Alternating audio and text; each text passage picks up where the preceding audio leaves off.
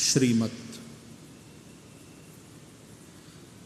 स्वयं भगवान ने अपने श्रीमुख से कहा है, अतः भागवत भगवता प्रोक्तम। इसका नाम इसलिए भागवत है कि इसके वक्ता भगवान स्वयं है। भगवता प्रोक्तम भगवता उदितम भागवतम। तो श्री से युक्त है इसलिए श्रीमत। स्वयं भगवान ने बताया है, सुनाया है, इसलिए भागवत। और महापुराण, पुराण के वैसे 5 लक्षण होते हैं, लेकिन भागवत के 10 लक्षण हैं, अतः महापुराण है। पुराण शब्द का अर्थ है पुरा अपि नवम, पुरातन होते हुए भी जो नित्य नूतन है उसको कहते हैं पुराण। अब देखो, हजारों वर्ष पूर्व लिखी गई ये कथा, कितना पुराना ग्रंथ है ये, लेकिन आज भी उतना ही ताजा है। हम सबका अनुराग, हम सबकी श्रद्धा, हम सबकी रुचि भागवत सुनने में है, रामायण सुनने में। वाल्मीकि रामायण कितना पुराना ग्रंथ है।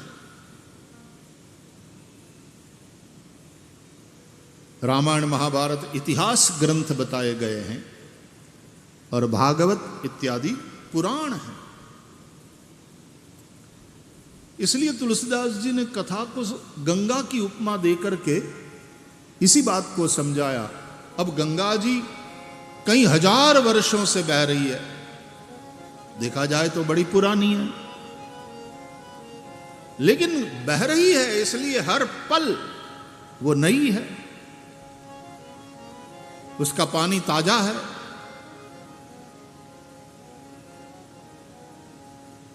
इसलिए कथा भी गंगा की भांति है।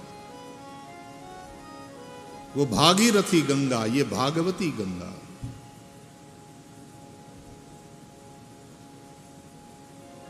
भागीरथी गंगा के लिए भी तपस्या करना पड़ा,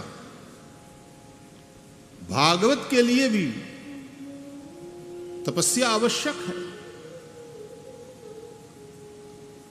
अनेक जन्मों के पुण्य का जब फल मिलता है तदा भागवतम लभेत, ऐसे ही नहीं मिल जाता। और तुम समझो कि पंडाल में आ गए और हो गया बिना पुण्य, ऐसा नहीं होता है। आ भी गए पंडाल में तो सुन नहीं पाओगे, मन इधर उधर भटकता रहेगा, या सो जाओगे, नींद आ जाएगी।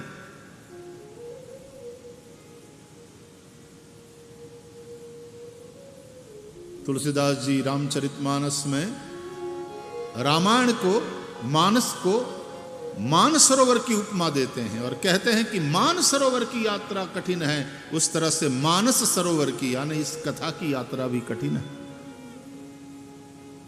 मानसरोवर की यात्रा में अनेक पर्वतों को नांग कर मानसरोवर तक पहुंचना पड़ता, तो कथा में भी आने के लिए अनेक पर्वतों को लांघना पड़ता है। कौन से पर्वत, यहां आने में कौन से पर्वत बाधा है? तुलसीदास जी ने बड़ा सुंदर लिखा, गृह कारज नाना जंजाला, गृह कारज नाना जंजाला, ते अति दुर्गम शैल विशाला, ते अति दुर्गम शैल विशाला, गृह कारज नाना जंजाला, गृह कारज नाना जंजाला। संसार के गृहस्थाश्रम के कार्यों से संबंधित अनेक जंजाल वो कथा तक नहीं पहुंचने देती। यही बड़े बड़े पहाड़ है,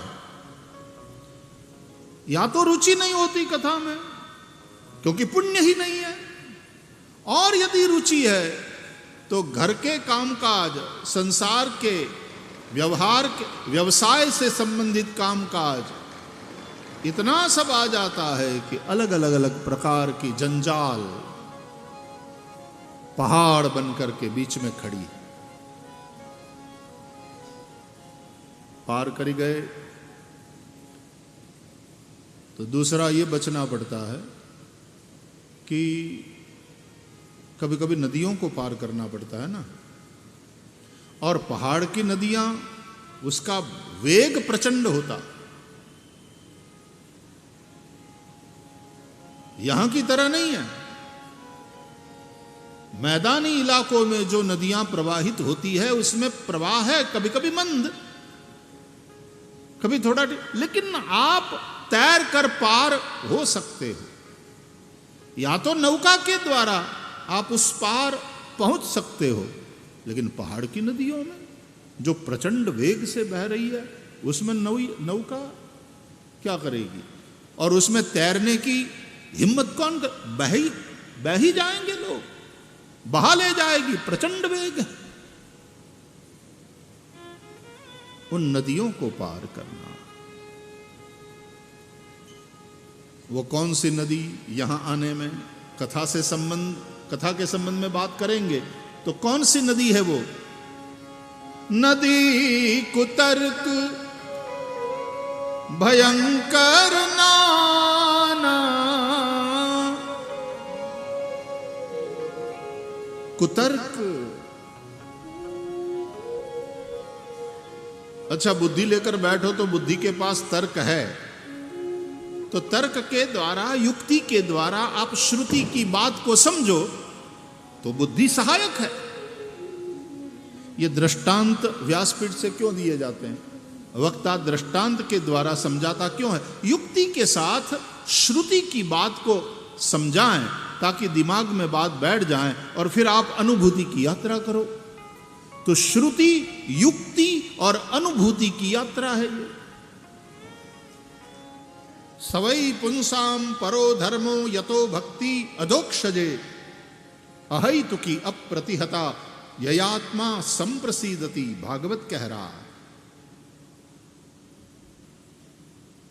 भगवान में अहैतुकी भक्ति करावे, निस्वार्थ प्रेम। नदियां बहती है, ये निस्वार्थ प्रेम है। बादल बरसते हैं, ये निस्वार्थ प्रेम है।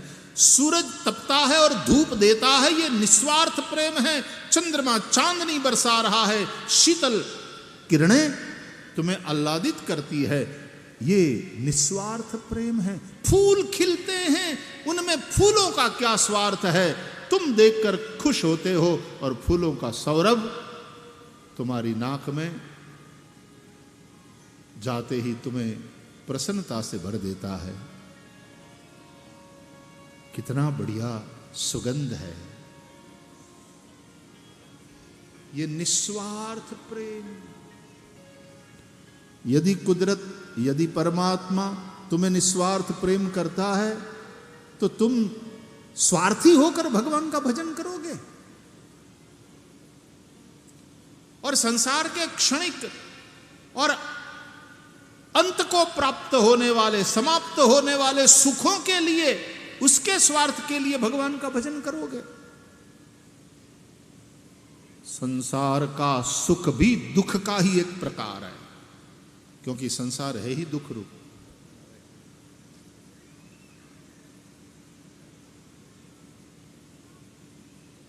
जबकि भगवान के वियोग में रोना, वो दुख भी सुख का ही एक प्रकार।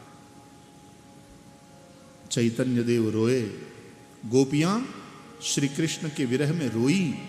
ये रोने का जो सुख उन्होंने अनुभव किया, क्योंकि भगवान है ही आनंद स्वरूप, इसलिए उनके वियोग में रोना भी आनंद का ही एक रूप है।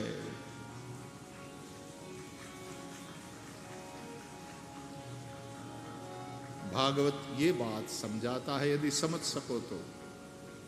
और ये बात समझ में आई तो बिना किसी चमत्कार के तुम्हारे सारे दुख से तुम मुक्त हो जाओगे, संसार से ही मुक्त हो जाओगे। संसार में रह करके भी तुम संसार से मुक्त रहोगे तो जल कमलवत पद्म पत्र मिवाम भसा, जैसे जल में कमल रहता है। भाई ये असली ज्ञान है, जिसको जानकर तुम सब प्रकार के दुखों से और सांसारिक सुखों की आसक्ति से छूट जाओगे। जिसको तुम आनंद कहते हो, वो आनंद किस चीज का नाम है? बोले जिसमें सांसारिक सुख दुख का आत्यंतिक अभाव हो। सुख दुख के आत्यंतिक अभाव को आनंद कहते हैं। अत्यंतोपरतिर्यत्र दुखस्य च सुखस्य च, भागवत तृतीय स्कंद।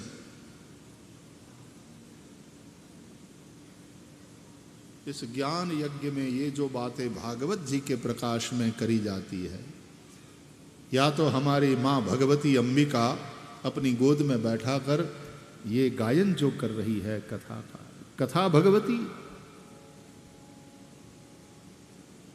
समझा रही है। यदि समझ सको तो सच में सब समस्याओं का अंत और तुम आनंद में डूबे रहोगे। फिर जो आनंद संत फकीर करे वो आनंद ना ही अमीरी में, वो आनंद तो अमीरों के पास भी नहीं।